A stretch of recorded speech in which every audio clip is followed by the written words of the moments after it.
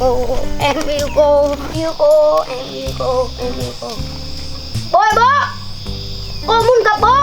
Bố mình đâu nhỉ? Chắc bố mình đi chim cá ăn rồi.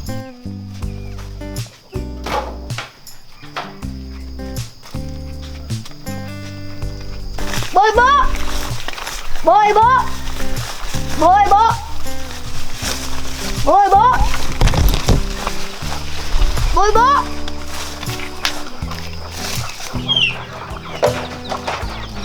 Bố ơi bố. Gì? Cô muốn gặp bố. Cái gì? Nói là xem. Cô muốn gặp bố. Thật không? Thật, nói dối gì bố? Ủa? Thế cô bảo gặp ở đâu? Nhà nghỉ, khách sạn, hay là quán cà phê, hay là chỗ Dương? Gặp nhà cô. Gặp nhà cô à? Dạ. Ui, bố chờ cơ hội nè, lâu lắm rồi. Cô yêu bố rồi, đi gặp cô đây. Đúng là cô của ta. Biểu ạ bố. Bố đi. Thôi, đừng có nói nữa. Lo mà nấu cơm đi, bố đi kiếm vợ, tên là dân vợ, về ăn cơm. Ở đó mà Đúng là bố. Bố của ta, nói chậm thế. Cảm ơn.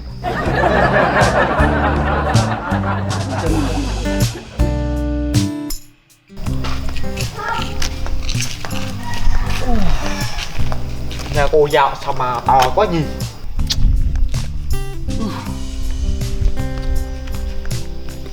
Rùng quá, sao lại dốc vào đây?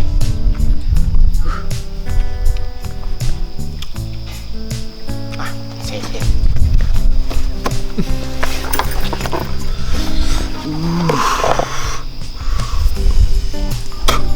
Nope.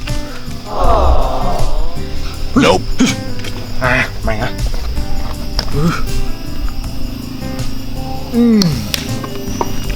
Papa.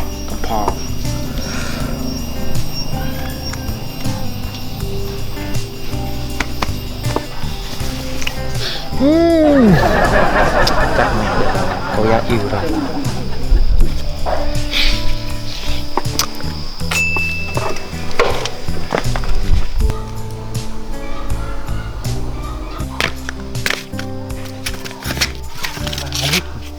Dẹp không biết có nhà có chó không ta? Chó nó cắn dép.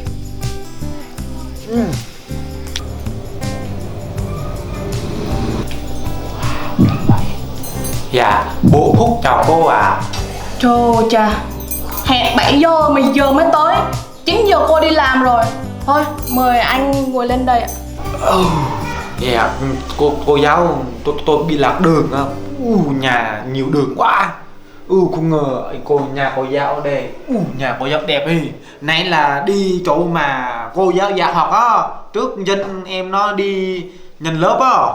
Nhưng mà nghe nói ở đó là cô giáo không có ở đó. Cô giáo qua đó là dạy thôi đúng không? Nhưng mà qua đó là không thấy cô giáo nên phải đi tìm. Thấy nhà cô giáo này đẹp to. Dạ, mà cô giáo khỏe, có chuyện gì không ạ? Nói về tình hình của em Phúc thật sự là em rất là buồn luôn. Phúc á, đi học á, giờ giấc á thì không có đúng giờ. Đi trễ nhất lớp, rồi đi học là không chịu đọc bài. Đọc một đường rồi ra một nẻo. Còn mang túi á thì không mang sách vở. Mang toàn là trời ơi bẫy chuột không à. Sách vở thì không mang. Đã thế là còn nói chuyện nữa, nói leo nữa. Đó, anh xem tình hình con của anh như vậy kìa. Con của ta ơi, như thế luôn hả? Đúng là con trai của ta. Nhờ tình hình của em Phúc mà cứ đi lặp lại như vậy là thì em mong anh thông cảm cho em. Anh làm giấy chuyển trường cho em, chứ em không nhận dạy nổi được. Em sợ hiệu trưởng còn phê bình em nữa. Mong anh suy nghĩ lại nha. Cô ơi. Sao? Anh có ý kiến gì không? Thấy cô giận dữ mà tôi thấy cô dễ thương quá. Thôi, giờ vậy nha.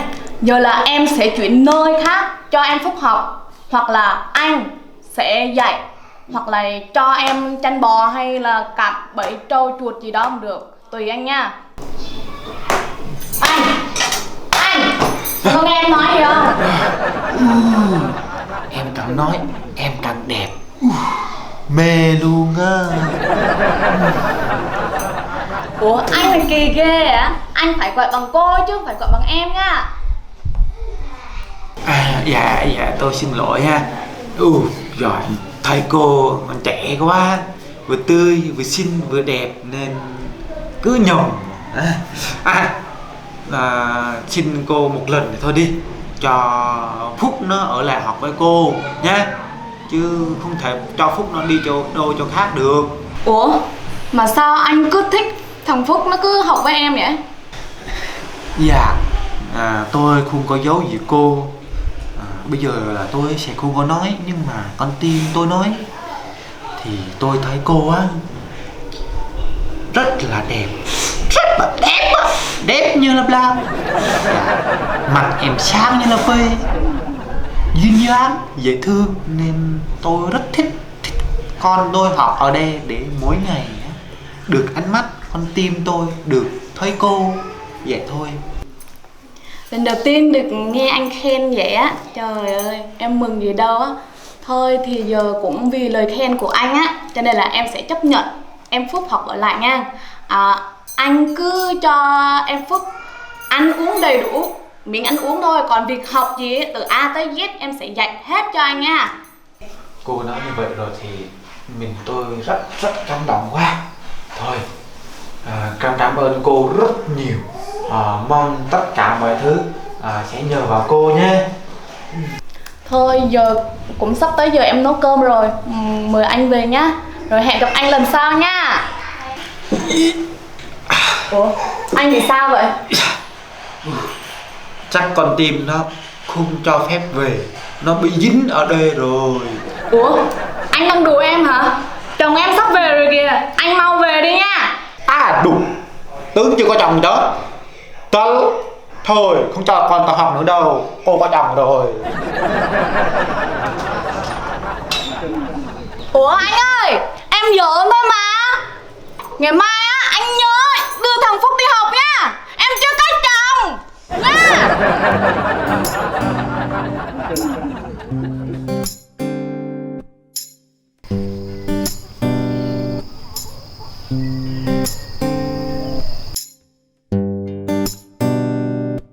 Bộ lô quá nhỉ. Thôi mình ăn trước đi. Bộ đàn trái cái.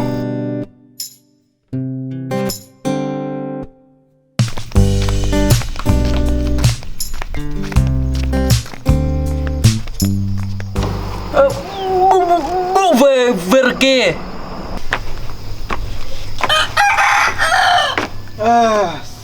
Thôi ăn cơm đi. Bố vợ đâu?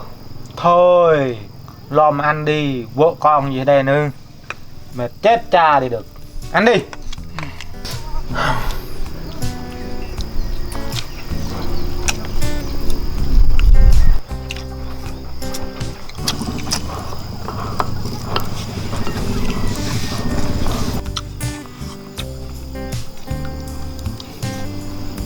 Nope.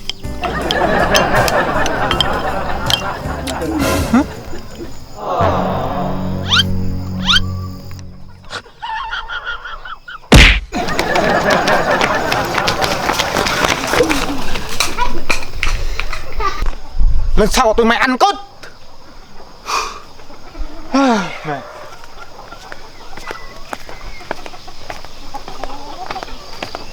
Bộ mình giật mình rồi. Đi về đường nào cũng bị đánh nhỉ.